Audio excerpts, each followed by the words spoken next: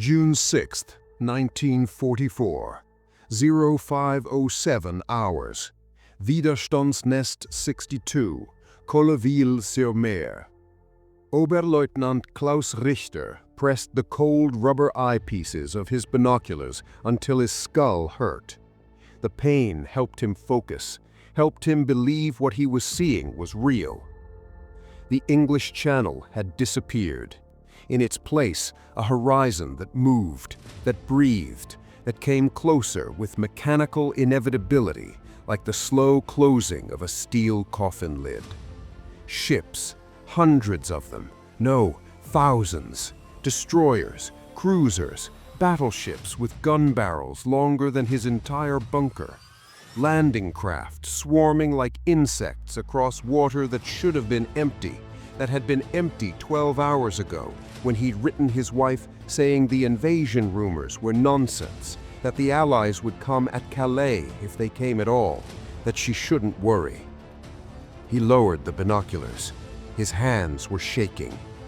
Behind him, in the concrete tomb of the observation post, Feldwebel Hartmann was still asleep on a folding cot, snoring softly, his rifle propped against the wall like a useless toy. The air inside smelled of cigarette smoke, mildew, and the cheap ersatz coffee they'd been drinking for 2 years. Outside, the dawn was gray and quiet, except for the distant, almost polite sound of naval gunfire, too far away to be real, too constant to be ignored.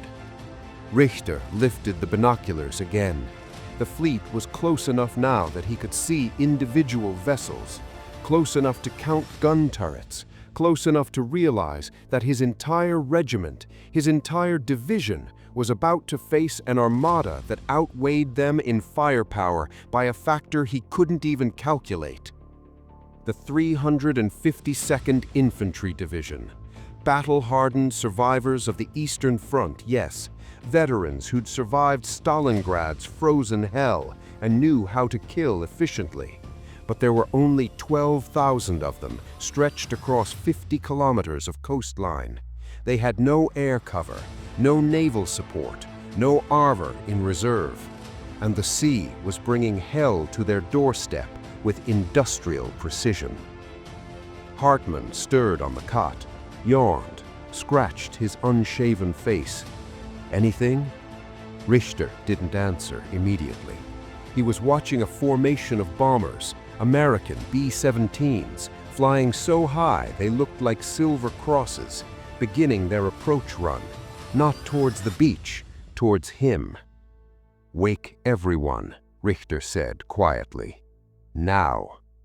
Hartmann heard something in his voice, sat up, looked at Richter's face, then moved.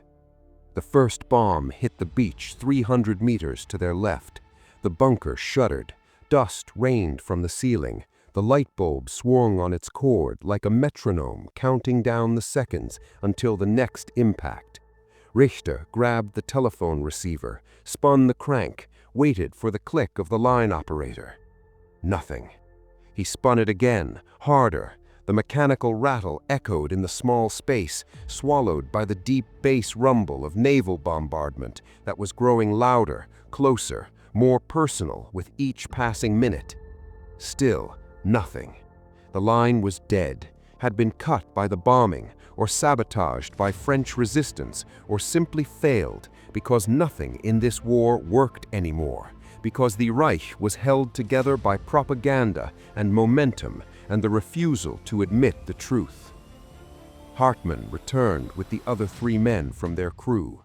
Gefreiter Wolf, barely 19, who'd been in France for 6 weeks. Obergefreiter Schmidt, a baker from Munich, who still flinched at loud noises. Schütze Baumann, silent and competent and older than all of them, who'd killed his first man in Poland in 1939 and stopped counting years ago. They crowded into the observation post, looked through the gun slits, saw what Richter had seen. Schmidt whispered something that might have been a prayer.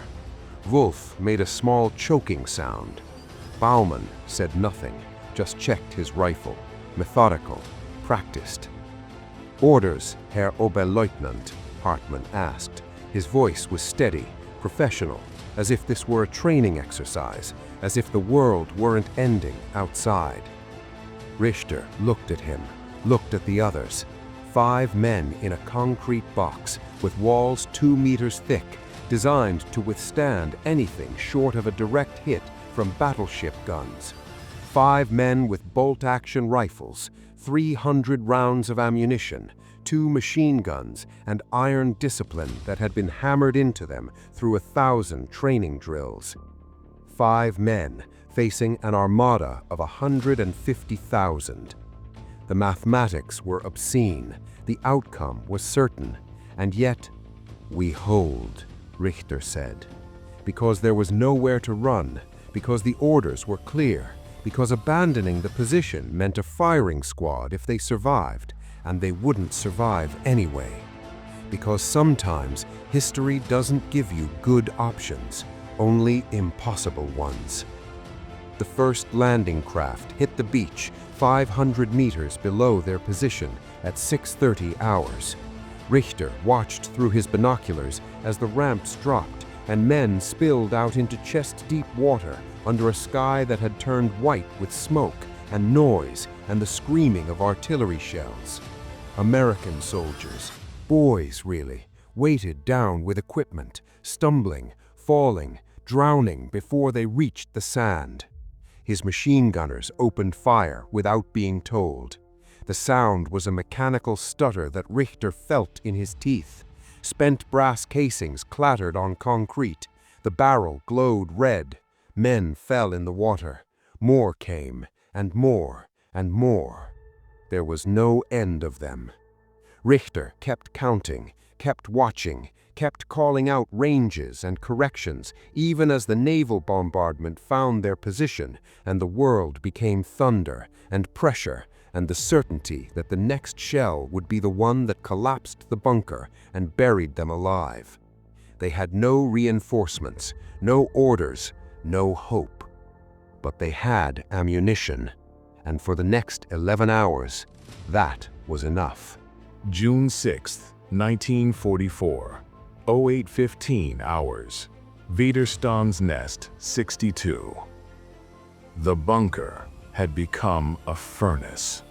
Not from fire, from friction, from the machine guns that hadn't stopped firing for 90 minutes, from the bodies of 5 men pressed into a space designed for observation, not combat, from the acrid chemical stink of cordite that hung in the air thick enough to taste, thick enough to see. Richter's throat was raw from shouting corrections over the noise. His eyes burned.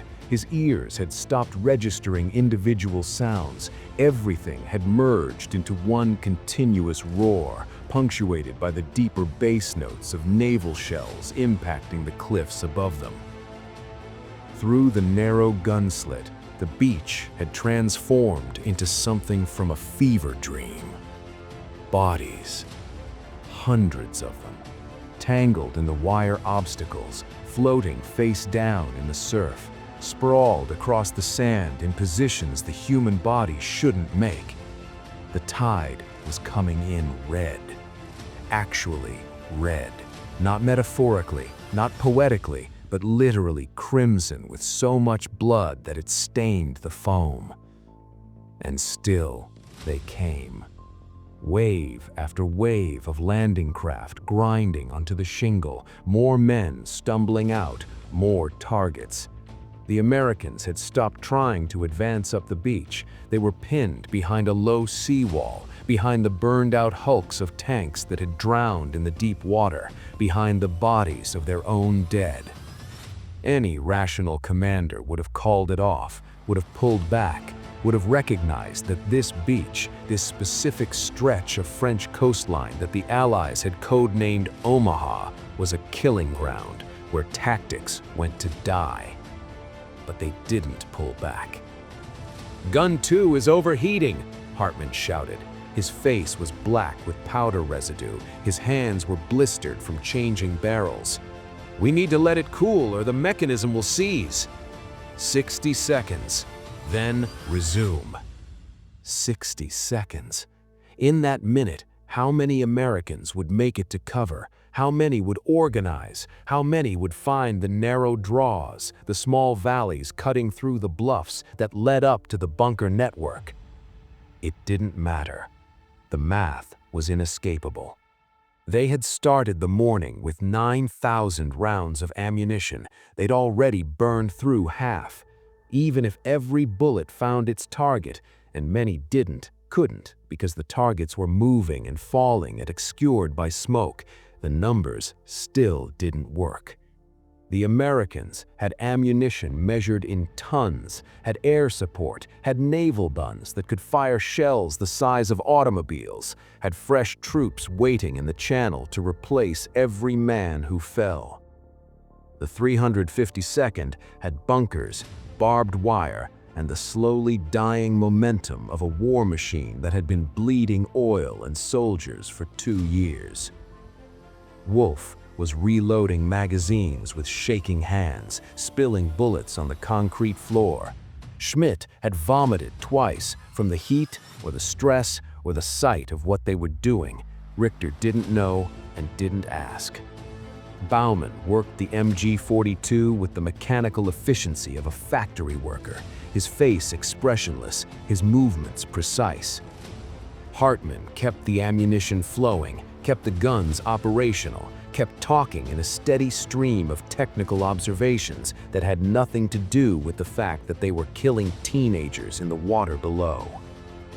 Herr Oberleutnant, Baumann's voice, flat, urgent. Artillery.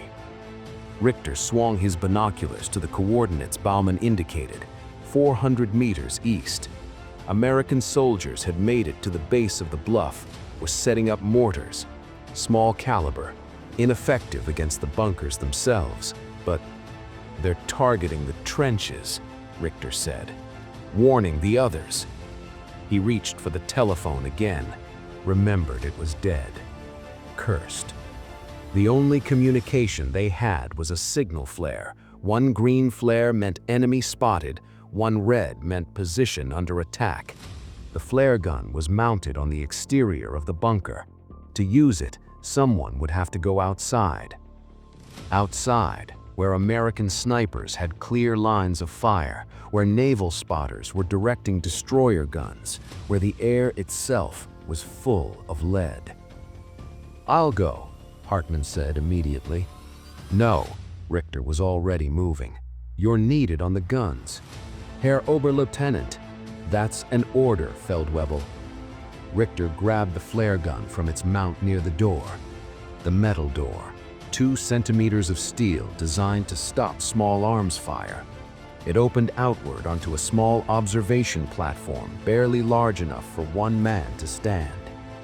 He'd been outside exactly once since dawn, hours ago, to confirm that the telephone wire had been severed by bombing. The platform was intact then, might not be now. Hartmann grabbed his arm, squeezed once, said nothing. Richter opened the door. The sound hit him first. Inside the bunker, the noise had been muffled, filtered through concrete and desperation. Outside, it was biblical. The scream of shells, the crack of rifles, the wet impact of bullets hitting sand, hitting stone, hitting flesh. The voices of men shouting in English and German and the universal language of pain. The platform was still there, pockmarked with bullet impacts. One corner had been torn away by shrapnel, nothing but a jagged edge and a straight drop to the rocks 30 meters below. Richter raised the flare gun, pulled the trigger.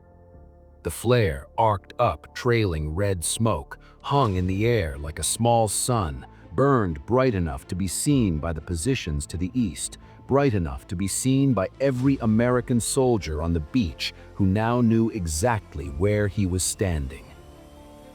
The first bullet hit the concrete beside his head. Stone chips drew blood across his cheek. The second missed by centimeters. The third didn't miss. It caught him in the left shoulder, a burning impact that spun him sideways and dropped him to his knees. The flare gun clattered away, skittered across the platform, stopped at the edge of the missing corner. Richter could see it there, could see the beach below, could see an American soldier, impossibly, insanely, waving other men forward, organizing them, leading them towards the draw that led directly to this position. An officer had to be, moving with purpose while everyone else was pinned down, doing his job, even though it was suicide. Just like Richter. Hartman pulled him back inside, slammed the door. The sound of bullets impacting steel was like hail on a tin roof. How bad? Hartman was already tearing open Richter's tunic. The shoulder was bleeding, a lot, but the bone wasn't shattered. The bullet had gone through. Functional, Richter said. His voice sounded distant, dreamlike. Bandage it. You need a hospital. Bandage it, Feldwebel. We have work to do. Because the beach was still full of Americans, because the guns were still firing, because stopping meant dying, and dying meant failure, and failure meant that all of this, all the bodies in the water, all the blood in the sand, meant nothing. At 10:30 hours, the first American soldiers reached the base of the bunker. Richter heard them before he saw them. Boots on stone, English voices coordinating, the distinctive crack of a shaped charge being placed against the exterior wall. "Grenade!" Baumann shouted. The explosion was a physical pressure that made Richter's ears pop. The bunker held, but smoke was seeping through the ventilation ducts now, acrid, chemical. The Americans were trying to force them out. They had no gas masks, had no reinforcements, had no contact with command. They had 3 magazines of ammunition left, maybe 4 hours until the position was overrun, maybe less. Richter picked up his rifle, checked the chamber, looked at his men, at Hartman, at Baumann, at Schmidt and Wolf, and saw his own exhaustion reflected back at him. "Gentlemen," he said quietly. June 6th, 1944, 14:47 hours. Widerstandsnest 62. The silence was worse than the noise. For 6 minutes, Richter had counted every second. The Americans had stopped attacking. No gunfire, no explosions, no boots scraping against concrete. Just the distant thunder of the naval bombardment that had become the end of the world. They were planning something. Richter pressed his back against the cold bunker wall, rifle across his lap, his left arm mostly useless now. The bandage Hartman had applied was soaked through, black in the dim light. He'd stopped feeling the pain an hour ago. Shock or blood loss, or simply the body's mercy when it realized pain no longer served a purpose. Around him, the others waited.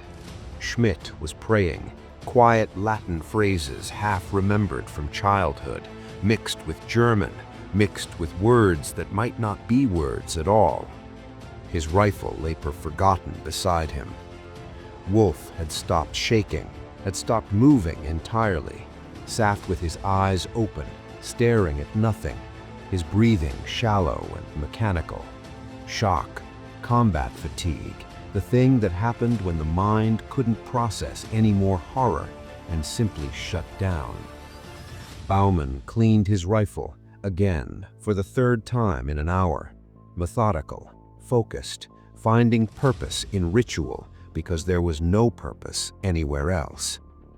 Hartman stood at the main gun slit, binoculars pressed to his face, watching, always watching. "They're bringing up armor," he said. His voice was hoarse. "Sherman tank, east approach." Richter pulled himself upright, ignoring the wave of dizziness, ignoring the way the floor seemed to tilt, joined Hartman at the slit. The tank was small in his vision, but growing larger, grinding up the draw with infantry moving behind it, using the 30-ton steel hull as mobile cover. Smart, disciplined, the Americans had learned. The bunker's 50mm anti-tank gun had run out of ammunition 3 hours ago. They'd used it to destroy 5 landing craft and 2 half-tracks before the shells were gone. Now it sat silent, its barrel pointed uselessly at the sky. They had rifles. They had 1 machine gun with maybe 200 rounds left. They had grenades, 3 of them, German stick grenades that Baumann had been saving for when the Americans breached the door. Against a Sherman tank, it was nothing. "We could surrender," Schmidt whispered, still praying, still hoping. "White flag, Geneva Convention, they have to take prisoners." "They don't have to do anything." Baumann didn't look up from his rifle. "We've been killing them for 9 hours. You think they're feeling merciful?" "We followed orders. We were soldiers doing our—" "Tell that to the men in the water." Schmidt's prayer died in his throat. The tank was 200 meters now, close enough that Richter could see the white star painted on its turret, could see the tank commander's head and shoulders visible in the cupola, directing fire. The main gun traversed, found the bunker. The barrel was enormous from this angle, a black circle of absolute certainty. "Brace!" Richter shouted. The 75mm shell hit the bunker's left side. The impact was a hammer blow that made the entire structure ring like a bell. Concrete dust exploded from the walls. The light went out. Something in Richter's chest, a rib maybe, cracked with a sound he felt more than heard. But the wall held. 2 meters of reinforced concrete, poured by French slave labor 2 years ago under German supervision, built to withstand exactly this, built to last. The second shell hit the same spot, deepening the crater. Spalling, fragments of concrete turned into shrapnel, peppered the interior. Schmidt screamed. Wolf didn't move. The third shell would break through. They all knew it. Richter looked at his men, at these soldiers who'd held an impossible position against impossible odds for most of a day, who'd done everything asked of them and more, who deserved better than to die in the dark, buried under tons of rubble, forgotten by history. "Hartmann," Richter said quietly, "the detonator." Every bunker in the Atlantic wall had one, a fail-safe, explosives wired into the foundation, designed to deny the enemy the fortification if the position became untenable. The trigger was a plunger mechanism mounted in a locked steel box. Richter had the key on a chain around his neck. He'd never imagined using it. Hartmann understood immediately. His face, pale, exhausted, streaked with powder and sweat, went carefully neutral. "That's not evacuation, Herr Oberleutnant. That's burial." "I know. We could try to—" "There's nowhere to go," Feldwebel. "The Americans control the beach. The trenches are overrun. We're cut off. Then we fight until the ammunition's gone and surrender." "And then what? You think they're going to process us correctly? Send us to a camp? We've killed hundreds of their men. Hundreds. They're not going to shake our hands and offer us cigarettes." The Sherman fired again. The shell punched through the damaged section of wall. Didn't detonate. Armor-piercing round, designed to kill tanks, wasted on concrete, but left a hole big enough to see daylight through. Big enough for grenades, for satchel charges, for the final assault. Richter pulled the key from around his neck. His hands were steady. Strange that, after everything, his hands were steady. "This is not an order," he said, looking at each of them. "Anyone who wants to try surrender, I won't stop you, won't think less of you.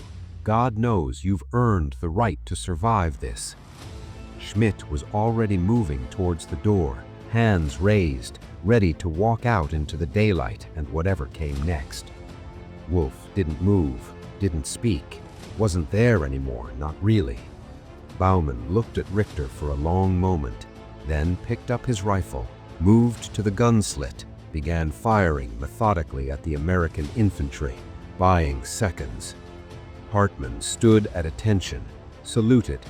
"It's been an honor, Herr Oberleutnant." Richter returned the salute with his good arm, inserted the key into the detonator box, opened it. The plunger sat waiting. Red handle, simple mechanism, push down and hold for 3 seconds. That was all. Through the hole in the wall, he could hear American voices, shouting coordinates, moving closer, the metallic clink of equipment, the soft crunch of boots on sand and stone.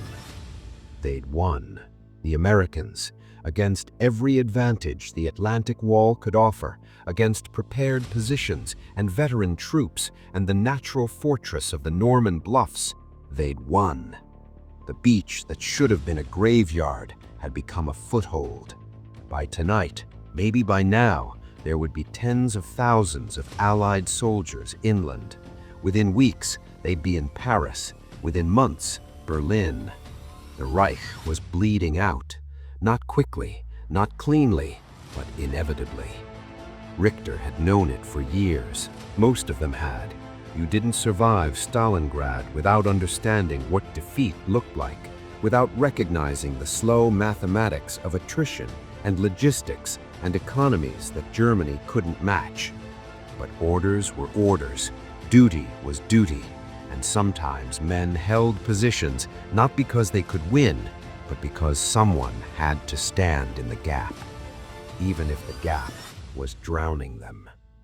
"Herr Oberleutnant," Baumann's voice, sharp, "they're at the door." He could hear it now, the sound of tools against steel, cutting torches. The Americans weren't trying to breach anymore. They were cutting their way in, systematic, patient, professional. He pulled his hand on the plunger, thought of his wife, of the letter he'd written last night saying everything was fine, of the home he'd never see again, of the Germany he'd fought for that never really existed outside propaganda and desperate hope. "Get clear of the walls," he said. Hartmann pulled Wolf away from the gun slit. Baumann fired one last burst and fell back. Schmidt was still at the door, hands raised, shouting in broken English that he surrendered, that all they surrendered, that the fighting was over. The door began to buckle inward. Richter pressed the plunger. The explosion came from beneath them, from the foundation, from charges placed 2 years ago by men who never thought they'd be used. The floor cracked, the walls shuddered, the ceiling, reinforced concrete, steel reinforced, built to last, came down with the weight of inevitability. Darkness, pressure, silence. June 6, 1944, 21:33 hours, Omaha Beach. Captain James Mitchell of the 29th Infantry Division